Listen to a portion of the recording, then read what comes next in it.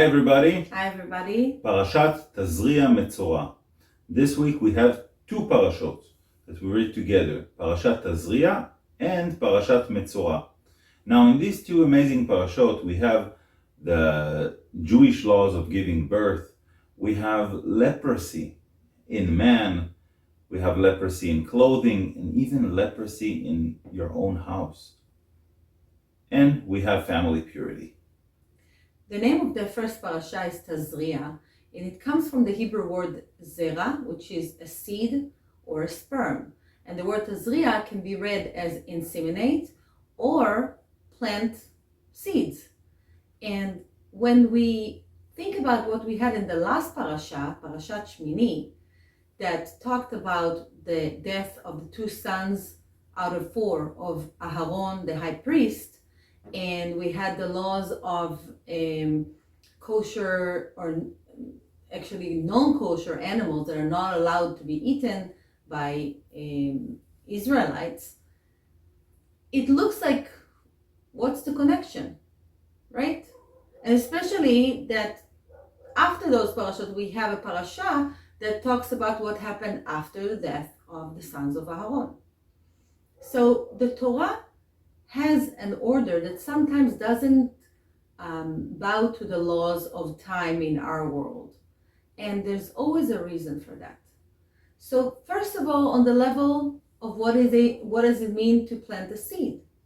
So the seed is the thought and the beginning of each action.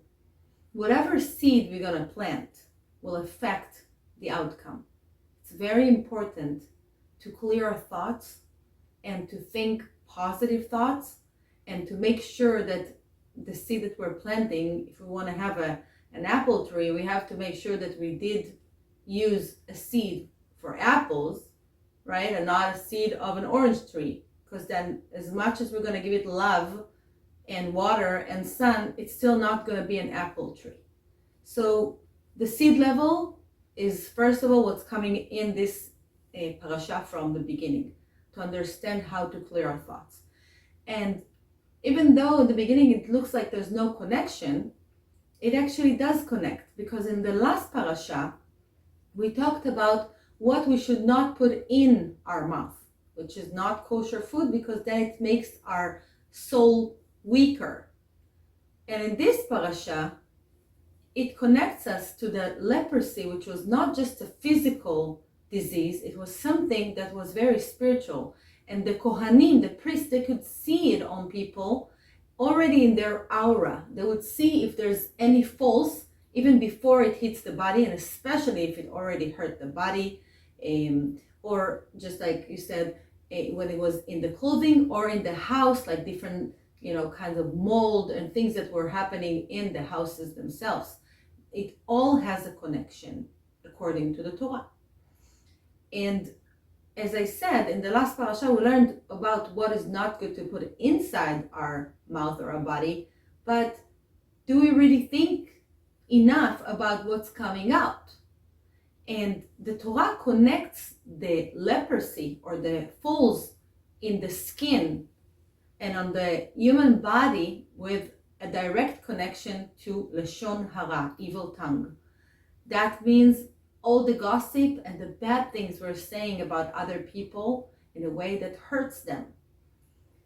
The Torah talks about it in many places, and this is something that has a connection to our spiritual work and job in this world, and this is something that we have to take into great consideration. And it's not just what we say. Sometimes we don't say bad things, but we listen to them when other people are doing that, and that harms us also. It harms us, it harms the person that says it, it harms the person that we're talking about or just hearing about.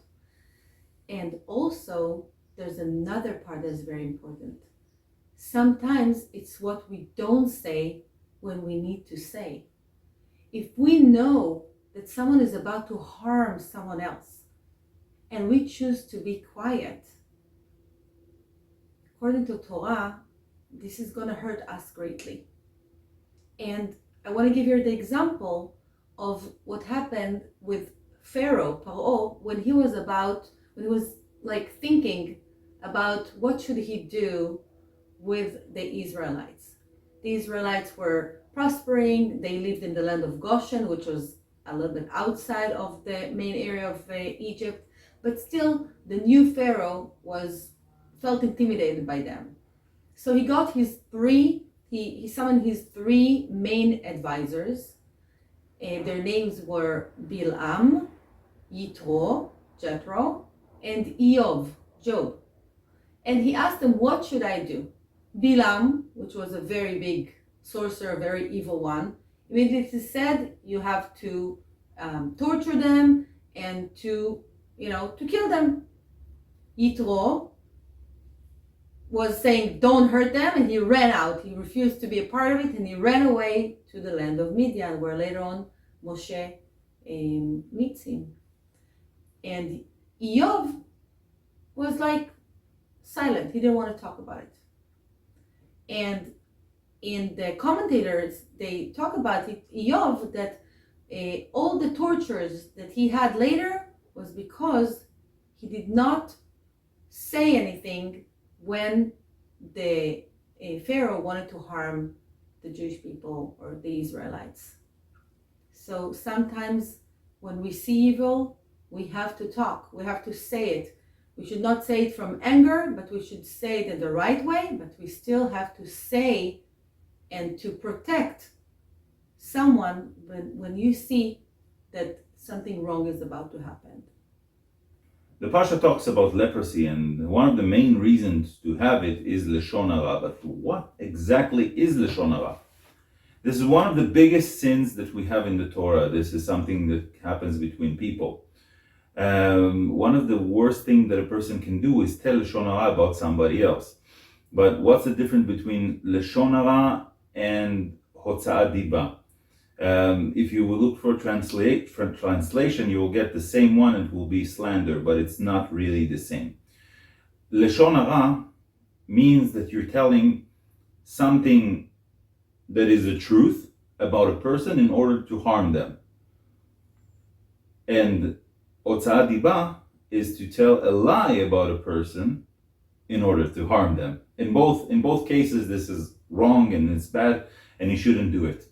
But because most of the power, a lot of the power that we have comes from the mouth, the speech, and we think that when we're going to say something that is absolutely the truth about a person, then it will show that this person is wrong and we are saints and we're so good because we said the truth and we're amazing, and this person that did something wrong, he's the worst. Well, that is absolutely wrong.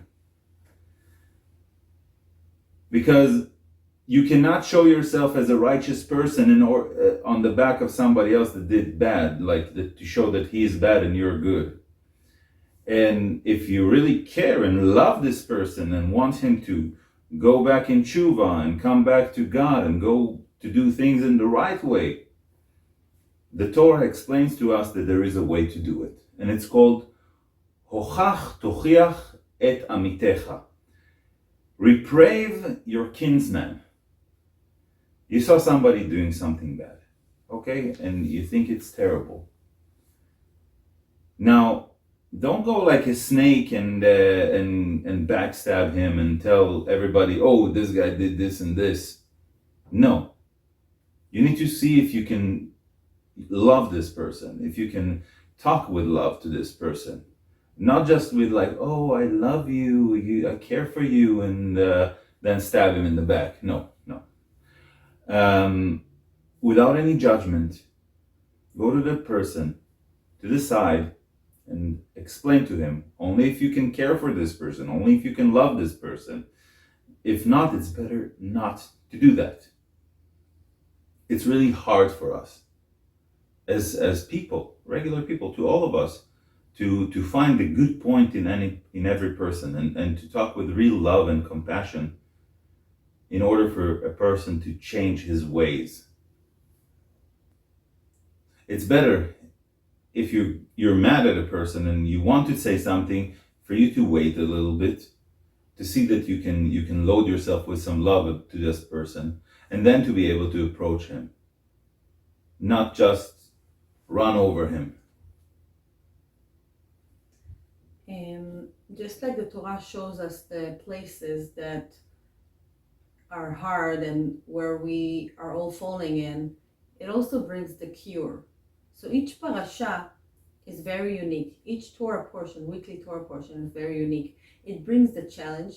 So if you got it by now, the big challenge of this week is going to be gossip, the Shonara, being upset at people and holding it and not shooting criticism and so on. But just like the Torah gives us this challenge in order for us to work on elevating ourselves, it also gives us the cure in this parasha.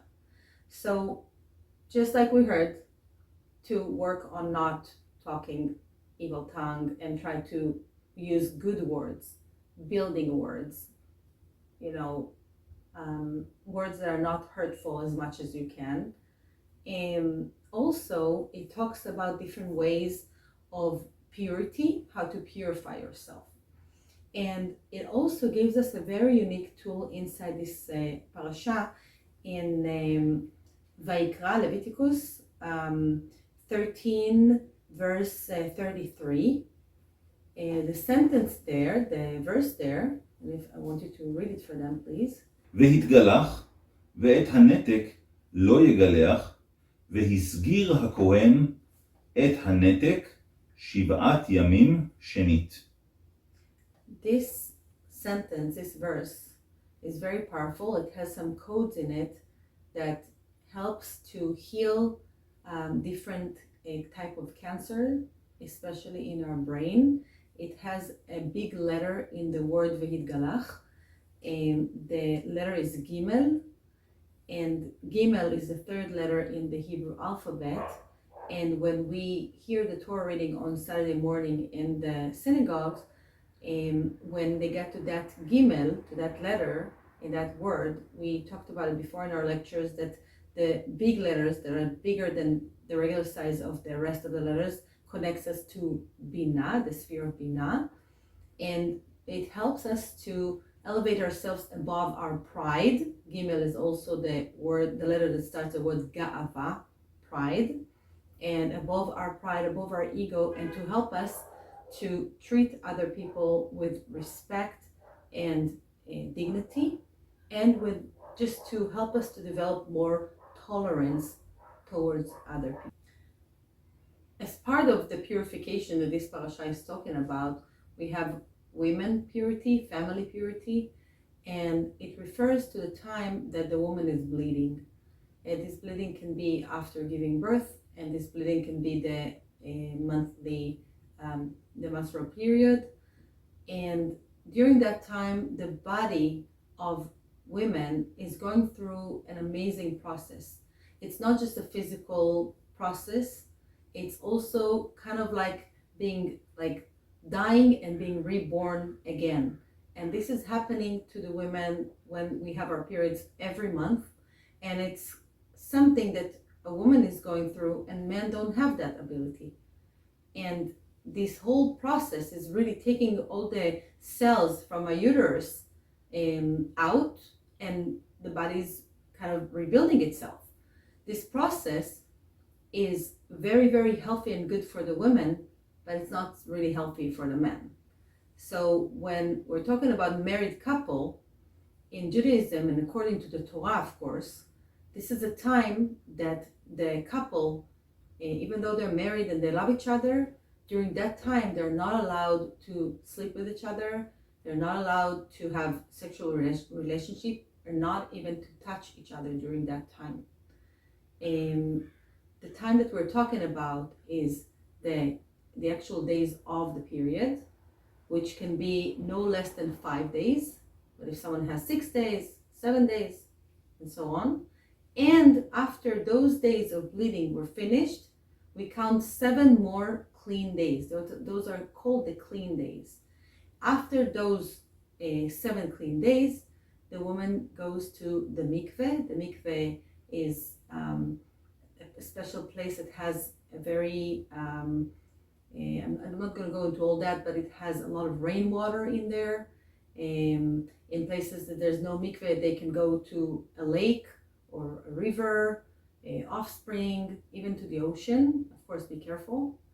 And the woman goes there and purifies herself. There's a whole way to do it. There are special examination cloths that are from 100% pure cotton that the woman checks herself during the 7 clean days. This whole process is being one of the foundations of family purity and Jewish life. And after that process, after the mikveh, when the couple meet again, after almost 2 weeks that they couldn't be with each other, the feeling, the excitement, the love is, it keeps the sizzling in the relationship for a very long time. And Judaism is aiming not to have the lust and the love only in the beginning. It wants you to have, after 10 years, 20 years, still the love, appreciation, attraction, and good, healthy sexual life with your partner, in the years ahead. Everything is not just for that moment, it's for how you build your relationship. And of course, during that time, it doesn't mean that you just go to another house and you're not being with each other. No, you're being with each other. You sleep in a different bed, but in the same bedroom, and you talk with each other. You build the emotional relationship during that time. It's a big challenge for married people to be able to build that part without the physical touch, right? We're always used to just, say things with our physical language, but how do you express your love and emotions when you cannot touch? So it helps your souls to connect in a higher level when you take the effort and you do that. This time of the month, when the woman is having her period, and until she goes to the mikveh, is a very, very special time. Because in that time, you can build your relationship with your wife, to talk more about what's going into your heart. And as you said before, to elevate yourself from only physical touch in a marriage to something else. Now, the physical touch is very important in a marriage. It's not something you can live without. But for part of the month, you build your spiritual part in a better way than just with the physical. And this brings the connection between the couple much better, much stronger. Because you have to stop, and suddenly you're not allowed to touch anymore, and suddenly you have to evolve. And when, again, after the woman is going to the mikveh, this night and this period of time is very, very special. As parents, we want to give our kids the best lives and the most easiest life that we can. And if we want to do that, we need to give them the life of purity. And it's better to avoid having sex during the time of nidah, the time of the period, in order for us to give a better life and purified life to our offsprings. Thank you very much. Thank you.